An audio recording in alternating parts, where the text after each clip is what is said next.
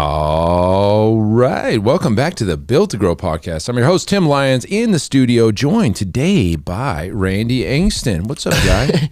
Good day, my friend. Good day. Good day. Guys, Grow Summit's going to be coming up right around the corner. I know it's January. I know this thing isn't until June, but listen, you snap your fingers and we'll be there. And Absolutely. So if you have any interest in growing your business in 23, this is going to be a great event for you. We got some amazing speaker lineup. You can check it out at fitprogrowsummit.com. Check that out. And, the sooner you get your tickets, the better. And as far as the room goes, right, we have a limited block available. I just want to keep reminding you on this show to go over there and get them. fitprogrowsummit.com. Yeah, that's the biggest thing. I mean, if you wait on this one, it's going to cost you more down the road. Yeah. Bottom line. So you want to get in, you want to stay on location with everybody else. Get that discounted room. Just lock it in today. Just do it. All right. So there's a new kid in town, and it's funny because you'd hate to say this, but like, am I getting old? And am I getting too old? Because I can't relate to these young kids anymore, right? And what I mean by young kids, I'm talking about these new coaches coming on board, and you're signing, the 20, the 25-year-olds. It's just a different generation, and I think it needs to be brought up. I think we need to discuss this because I'm a Gen X, you're a millennial, which Yeah. just on the edge. You got the bad name, but you don't have the same kind of traits. And I know it's stupid to say everybody that's this age all do the same thing, but you have to also understand the global impact of influences of social media, access to things. For a generation, it changes the way they think. Absolutely. It happens. My parents, my grandparents, they had to work tooth and nail for everything. Yours did well. So that work ethic was driven in, right? It was just a part of the way people were. They worked hard. And my parents' generation, even Gen Z or Gen X. But, then when you get into this internet age, things are a little bit more accessible. Yeah. You don't have to try as hard. You have global access to everything. Right. And so The age of information, right? the age of information, I know I hear this happening a lot when I'm having conversations with people. It's like kids today don't know how to communicate. That's the global statement that, kids today, like they don't know how to communicate. And I see this happening when you go to Starbucks or they don't look at you in the eye. Yeah. They're so used to texting and being behind a keyboard. It changes a generation. It is what it is, right? Yeah, absolutely. Yeah. And, some of that's just, like you said, it's the social skills. It's the things, it's a byproduct of the fact that they've been raised with a video screen in their hand, since birth. Like that provides a massive amount of education or entertainment. It's a babysitter for some, right? We've all seen that. Video games and the video game culture. We used to go outside and play with kids. Like, I loved the fact of growing up where you knew where all your friends were because you knew where when the bikes were out front. That's awesome. Right? Like, yeah. Our neighborhoods, I had free reign of my neighborhood, had to be home when the lights came on type of thing. That's not the case anymore, right? Parents, not only we live in a society where, God forbid, your kids ran around a neighborhood by themselves, like things happen. And so I think a lot of that became, everything moved into that video culture. And with that, we're experiencing the byproducts of just those decisions. And social skills are a big part of it. I think I don't want to say the ease of making money because it's not true. Like, it's not an easier thing, but the illusion that it's easier, that, we used to value hard work for the result, not just the result. You know what I mean? Nowadays, it's the path of least resistance, big money, immediate gratification. It's almost like frowned upon to work hard. Absolutely. It's like, oh, you're working 9 to 5. Like, dude, I made X amount this morning. Dude, I get bashed all of the time. Like, all of the time. Oh, you're still working? Yes, I have shit to do. Yes, there's stuff in front of me. Like, that's what you do. You know what I mean? So I don't understand the pushing off of like. The thing that it's almost one step further. It's almost like it's not only that they look down on the hard work, they value not working. They value sitting on your ass and hoping that the paycheck comes at the end of the week. Like, it's very opposite, and Yeah. it's hard to understand because Hell, I've had a job since I was 15 and a half. Same. Right? Yeah. I was a bag boy at the grocery store, and then I worked in construction. I was a laborer and all this stuff, right? You weren't allowed to sit around in my house. Yeah, you just amen. weren't around. And if you wanted something, you had to go work for it. You know, like I wasn't one with an allowance. And if I did want something before, you know, I had a job, there was responsibilities and work that came with that. Sure. You know, I mean, I can't tell you my dad was a general contractor. You know, he's on the job. I can tell you how many times as a kid I remember cleaning up nails, picking up garbage, doing that type of thing to earn the reward for something that I wanted. You know what I mean? Nothing came for free and nothing was ever gifted. Right. But I think that's what instilled that desire for hard work and understanding of what it takes to actually achieve and receive something, you know? Well, the reason I bring this up is because I've been having a lot of conversations of, you know, with the Iron Circle folks. You know, we talk every day, and you know, one of the conversations was one of our Iron Circle gym owners was having their like reviews, right? Quarterly reviews, first quarters here. Let's talk about your performance. Let's see what we got to work on, and you know, and he's working. You know, and this particular gym owner was talking to you know, a younger coach, and he's like, "Here's what you're doing great. Here's what we got to work on. Here's you know, here's what you're doing great. The shit sandwich, right? You call that, right? You know, and you know, this gym owner asked the coach, he's like, "Hey, where do you kind of see yourself in the next couple of years? Like, what do you want to do? Like, you know, you find yourself here. What's the ambition look like?" And he's like, "Well, you know, I think this will probably be my last month. I'm gonna focus on content, and I'm gonna, you know, kind of grow my Instagram and you know, kind of go that direction." Oh, nice. and so the gym owner's like really, like who's this guy think he is, right? Like, and so he goes and looks at the Instagram, and I don't know how many, he has a bunch of like fake followers and stuff. And he's like, "Well, good luck," right? Like, you know, but the thought that they don't need this job because they can just go flip a switch and make content and make money is a fallacy, right? Absolutely. This is the illusion that they see their friends, or they see Mr. Beast on YouTube. Hey, that's the truth of it. It's the 1%. And they think that it's that easy to step in there. Oh, I'll just buy some followers, film, you know, my TikTok dance, and all of a sudden people just flock to me and throw money at me. It's just a wild world, right? So this illusion that you can just quit the job, go make content, and become a bazillionaire can it be done? Sure, 1%, right? Yeah. If you wanted to, who are you to say, "Hey, this guy can't go do that"? But it's odd that it's just nonchalant. Correct. Like, oh, I'm gonna just focus over here. Let's just the difference between how we would go about that and how he's talking about going about it. If that was a desire of ours, I sure as shit, I'm not quitting my job to go take a leap into content creation. I mean, that is like, again, it's the 1%, right? Everybody's fighting for a piece of that pie. Everyone thinks that it's grandiose and all of that. But at the end of the day, too, one, work, you know, build your plan B while you're, you know, working your plan A type of thing. But sure, what happens, you know, when Instagram hits delete or, you know, something like that happens? Like your whole business is now on somebody else's platform. You don't have a business. You have content. You're a internet marketer, period. Yep. And people like, how is he going to get paid? By his fitness that is he selling online programs? Is he looking, hoping that he's getting sponsors? Like, what is the play there? But who knows? I don't know. It's weird, but it's, I guess, frustrating in a way. Like, how do you not see that this is not the right path? Like, you can't tell somebody what to do. Sure, right? Like, absolutely. you want to go try and like, go ahead, man. Like, it's not none of our business, right? As owners and employers. But the reality is, it's going to happen more and more that people coming on board. If you can't create a path for the coaches that you have in your business, then you're subject and vulnerable to the content creation, the online coach guy, or the, I'm going to go do this other thing. Or even just, I'm going to go do it on my own, right? I'm going to take some of those clientels and I'm going to go train them in my garage or another gym. Or I almost feel like when we first started, the risk was high. A coach would go and start their own gym across the street. Yep. I don't think it's as high anymore. I don't feel like the younger generation is willing to take that giant leap and risk.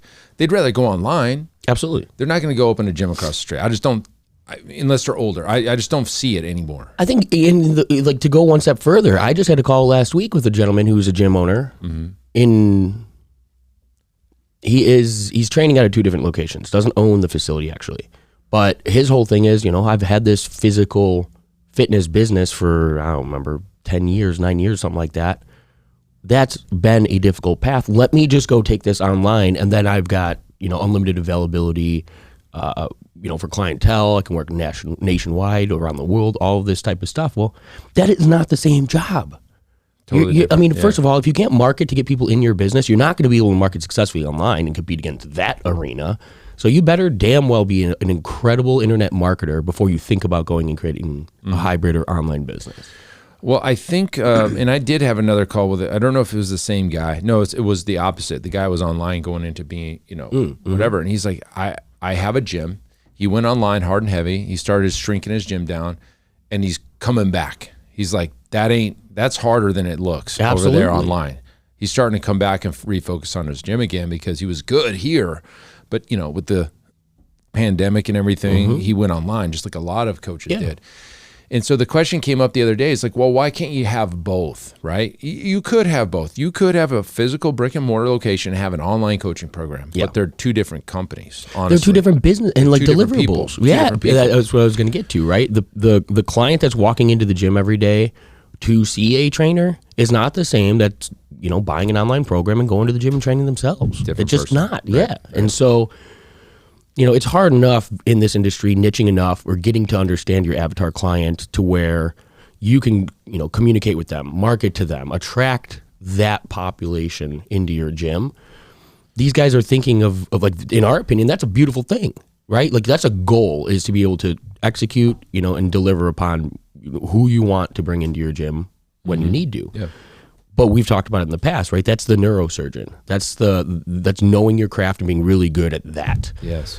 The idea of switching online, I think it's, kind of like that grandiose, there's no restriction. Now I can train anybody and everybody, and it's like this multiplier in a way, in their opinion. But yet, then you got Mrs. Johnson, 85, coming over for your program. You've got, young athletes. You've got men. You've got women. Well, I think you could niche in the online space. I train busy dads. I train executive or moms that just had babies. I could see that. Yeah, big time. And on paper, golly, it looks really good. You've got software cost as overhead, maybe a VA, maybe a coach or 2 under you, and the margins are gigantic, right? Yeah. We talked to Sean Hanquist the other, a couple episodes back. He was here. He works with a lot of those online fitness coaches. The margins are extreme. Yeah. And on paper, it looks great. And if that's you, then awesome, go do that. But I find that's going to be a pretty difficult job. That you're an internet marketer at that point. So exactly. So content is king on that play, and it's like, it's a totally different world, right? Yeah. We're talking to gym owners, and we're telling you right now, you're at risk of a younger generation deciding to go online and do something there. Content, whatever. This is with this particular coach, I'm going to focus on content, but it's wide open, right? So if we know that's the case, what do we do about it, right? What do we do as gym owners? How do we keep our coaches here? Now, I got 2 pretty young coaches out there. Yeah. They're both in school, getting their master's degree. We're working them into a game plan to where they're going to stick it out long term. I know, granted, now one of the coaches wants to work with professional sports, right? Like professional athlete. That's like the status quo. You come out of what is it, Exos? You come out of Exos as their internship, and you're going to go work for the college athletics, UCLA Bruins. I'm going to work at the football department. It's funny, and then when they get over there, it's not all it's cracked up to be, and then they come back. So we've had that happen twice. Yeah. But we're showing them a path. We're giving them a little bit more responsibility. We're really putting our arms around the team this year and late last year, and just kind of developing them to be. It's a career opportunity, and that's a big difference. And in contrast to what we're saying right now, or what we've been experiencing with the conversation that we led into that, I guarantee. Well, what do we know to be true? What's the average trainers in and out of the entire industry in 1 year? 1 year. 1 year. That's not in a job. That's stepping into the industry and out of it in 1 year. So it's painful. And if that's becoming the norm, like you said, what do we do to mitigate that stuff? And I think that's where team development, a path for, a career, and maybe this is the time that fitness steps to the plate and starts looking like other organizations and industries. Maybe it is more of a career style where you've got retirement opportunities, you've got insurance benefits, you've got, all of these other things that a lot of fitness businesses, it's just, show up, train, get your cash and go. So maybe that's how we start to combat some of that. Well, I'll throw a couple things on the table that we offer here to kind of inspire. So one of the things that I feel like we do really, really well, against like say going and working at the big box as a trainer. Right? Yeah. Let's just think about just apples and oranges, right? Let's just compare the two. Here, if they're a clock in, clock out type of person. So even if they're not training client, they're getting paid. Yep. Okay. They don't have to do any sales. Yep. We handle the sales. They don't have to do any programming. Okay. Right off all the hard grindy stuff is off their plate. Now, I would argue that some love to program, and we may leverage some of that, but we kind of have that figured out here. Yeah. We give pay days off. So we give every full-time employee 5 paid days off plus the holidays. They get paid for those days. Now, you can't do that over at the big box place. You're either there or you're not, right? They have personal days, which is kind of a state law, but you accumulate hours over time to take personal days, sick days. They're all built in.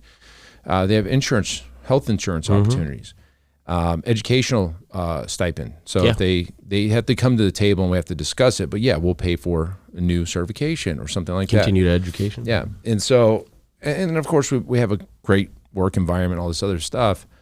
You're not going to get that at. Well, how do you know if you would get that like in an Orange Theory? I don't know. I don't think you get pay days off. I don't think you get sick days. I don't think you get holiday pay. I don't think you get insurance. Maybe you do, but I haven't looked at it. I just know that that's what we offer here. Yeah, and it's a more stable job. There's no up and down, summer, winter kind of pay. It's like you get this. This is your year. Yeah, which for a career style, that's perfect. It's stability, it's security, that's huge. The question there is, how much of the hiring population right now, or those that were coming into those facilities, is that the things that they're valuing? That's where I guess we're not. I'm here. You got a great team, and I think that you've found people that do align with those types of things. But for the the masses or anyone else out there trying to hire, it's sad, right? Do you need a nap room for employees? You need a meditation room. It reminds me of that. It was at the interns or whatever with. I just saw that clip the other day with guys in the sleep pod. They have their conversation. He's like, "Hey, this isn't a chatting pod." Well, Elon Musk took over Twitter and fired all these people because they just weren't working, right? Yeah. Isn't that hilarious? And they're upset because they weren't performing. Well, I saw a Twitter video of a Twitter employee go through their day, and it was literally. It made me sick to my stomach. I think I know the one you're talking about. Went to the cafeteria and the meditation pods played some and all ping this. pong or something, like kind of unwind a little bit. Went upstairs to the Ripped-Off bar and had a cocktail because she needed inspiration and creativity. Great, I love it. That's what 7 o'clock at night's for, so you can show up for work the next day prepared and ready to do the job. It just ain't happening. So we're just different worlds. So there's a new kid on the block. That's the name of this episode.